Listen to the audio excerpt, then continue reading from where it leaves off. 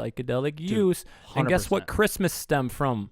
You know why there's ornaments on the trees? Some people think because they used to hang mushrooms up to dry.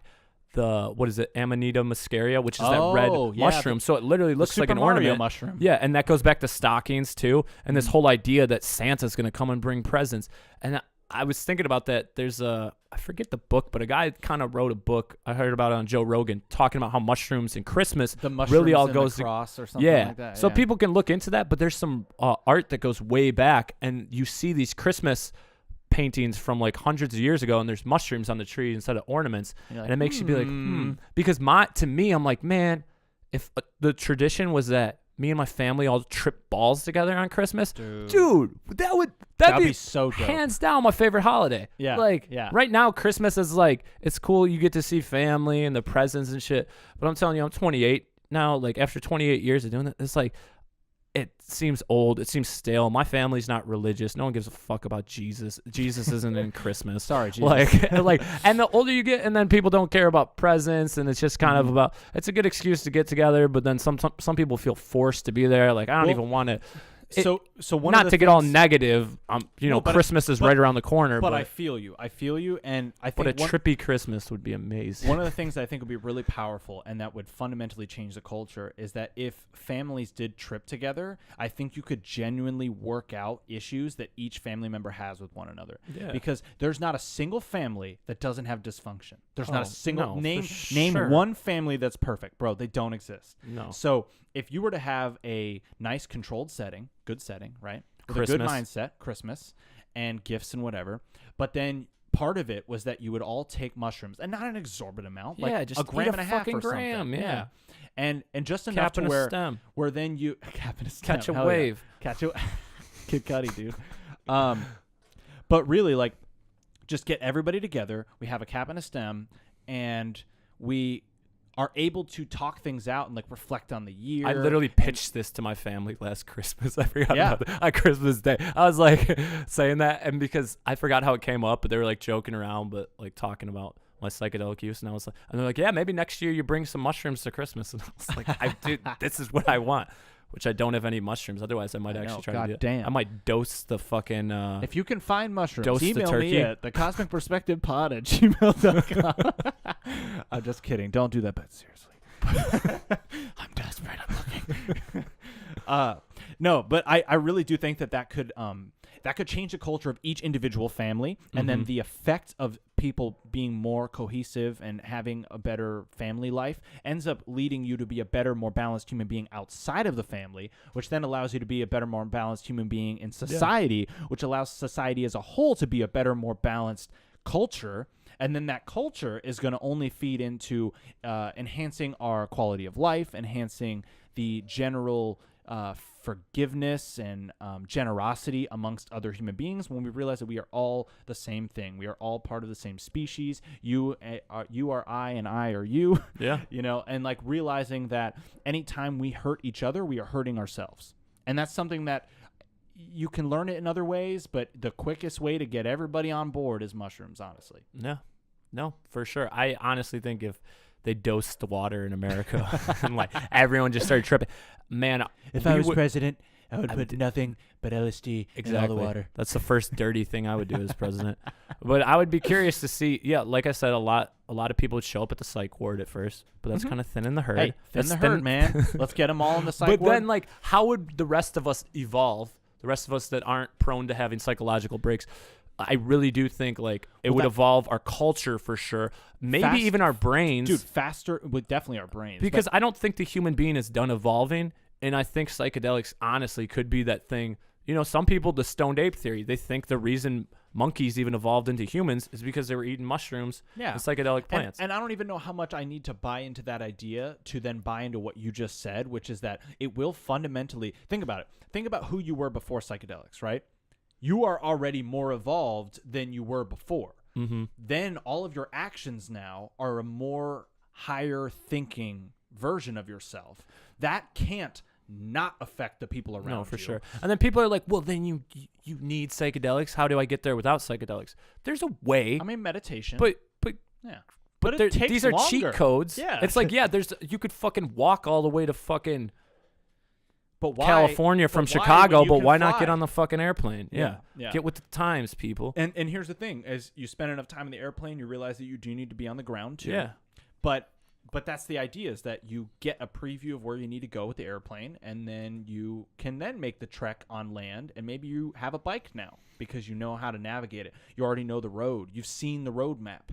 And it's so much easier to go down a road you've gone before. You don't have to look like every street sign like, oh, fuck, is it this turn? Do I make a turn here? It's like, no, I've already seen these turns. And if we I could know somehow what to get a do. list of like all the things psychedelics has actually brought people that they're not aware of, like pretty sure Steve Jobs was heavily influenced by psychedelics. Dude, he so literally you could say said that the acid reason we even have changed everything.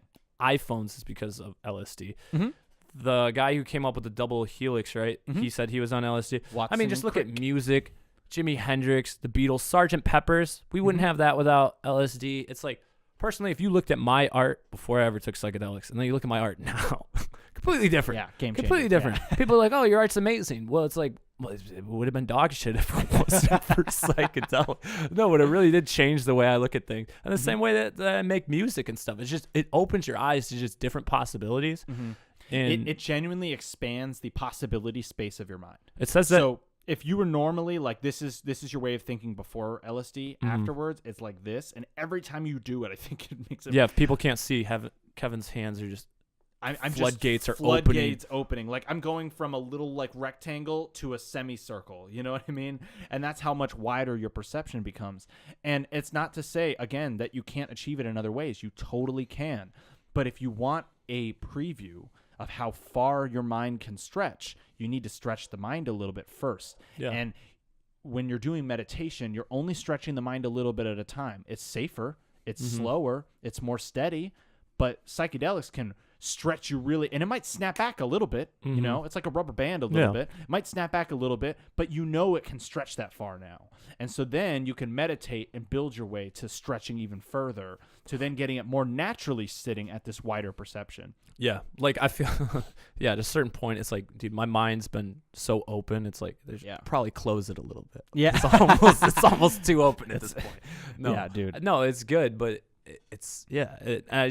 I got to give credit where credit's due. And it's like, sorry if you don't want to hear that, but yeah, I'm sorry if it doesn't fit the narrative of like the straight-laced and, oh, look at this nice, I am fine not young straight-laced. gentleman. Like, no. well, I am a zigzag line with a fucking. But I think what's important is that just because we have psychedelics are tools that we use in our arsenal does not make us bad influences for children. No, like, that dude, makes me a horrible person. tell me that the things that we are saying are not good influences. Like, objectively, these are good things to think about. Who are you surrounding yourself with? What are you spending your time on? Are you following your passions? Are you living your life consciously? Are you investing time in things that are going to reinvest in you? Those are questions that I'm asking, partially because of my steering the understandings ship, from psychedelics. or are you just fucking? Or are you just riding the current? Yeah, you just getting thrown around. Which sometimes you gotta go with the flow. Yeah, but you still gotta know when to juke left, when to juke you right. gotta know when to take over the wheel, because sometimes it is important to let Jesus take the wheel.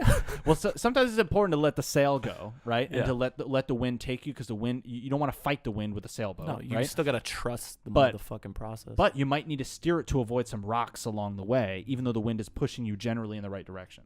So it's just understanding when to take control and when not to, because that's what I've learned from psychedelics. Is like, sometimes I need to take control, and other times I literally need to let go. Yeah. And psychedelics will teach you to let go, bro. If you don't want to let go, that is when trips become quote unquote bad you better trips. be ready to let go, because don't try to hang on, because that's where honestly, a lot of people have bad trips when they try to just control it. And if some dark shit's coming up, you have to change the language. Change the language. Bad trip.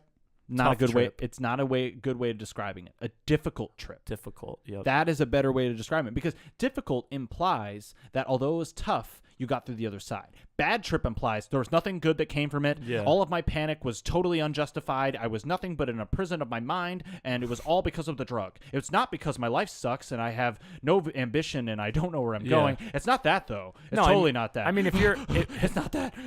yeah, because if you're in a bad place and you hide from it. It's buried, and you bury it in the back of your head, and you avoid all your problems. It's gonna be difficult. That shit's gonna come straight to the surface, and that's gonna be the message. So you don't even necessarily need psychedelics because you know already where you're fucking up. But psychedelics are beautiful, where they'll highlight the shit out of that and make it so in your face that good luck forgetting that shit. You're gonna wake up in the middle of the night for the next week being like, "Fuck, I'm a piece of shit."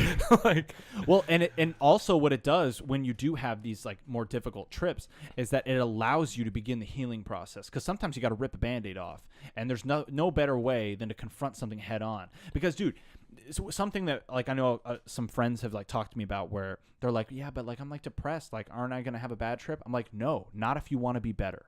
Because if you want to be better, those difficult things, instead of hammering you over the head with it, it's not going to do that. If you're willing to change, it's going to be like, here, listen, we understand. This is the context of why you think the way you do. These experiences are what influenced you. This is why you have this defense mechanism. This is why you act this way.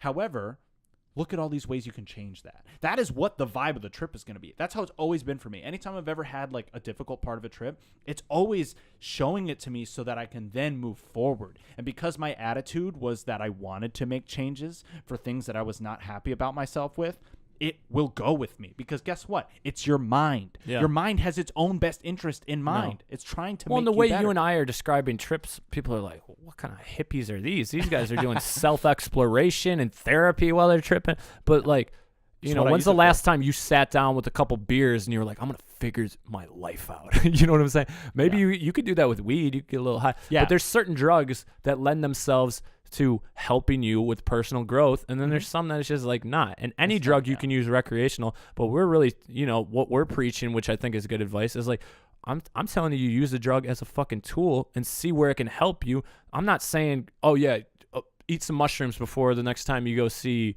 fucking a Drake concert or some shit. You know what I'm saying? Like, I'm not saying, you're not going to have maybe you'll have a life-changing experience from that, but because I think it creates mystical experiences no matter what. You need time with yourself, though, in order to have the transformative experience. You need time with yourself. And a concert is a distraction because it's external stimuli that is not to say you're not going to have a good time. No, you'll probably have a good time, but it won't be a profound if you're trying to get something out of it personally, personal growth, then you need to do the set and setting, which is like in a trusted place, like chill and fucking, you know, somewhere you're comfortable, and then be ready to do that work.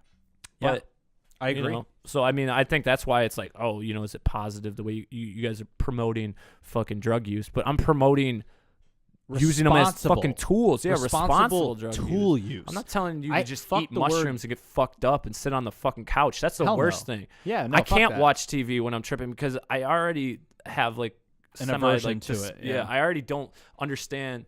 Like, I already kind of hate TV because I realize that it's mind control and that it's just fucking. It's called fucking programming. It's programming the shit out of us, and so many people, it makes them so complacent. I wonder all the time, what would motherfuckers do if there wasn't a TV? I ask my parents this all the time. What the fuck would you do if you didn't have a TV? You'd start painting. You'd start knitting. You would do something because you would be bored as fuck with your. Even though you work 40 hours and stuff, and you just want to relax when you get home. Well, I guarantee if you got home and you didn't have a TV and you relaxed on the couch, probably getting better relaxation. You know, sitting on TV just seems so destructive. And I get it. People love their fucking Netflix. They love that shit. And don't get me wrong. There's better content out there than ever, but I don't know, man.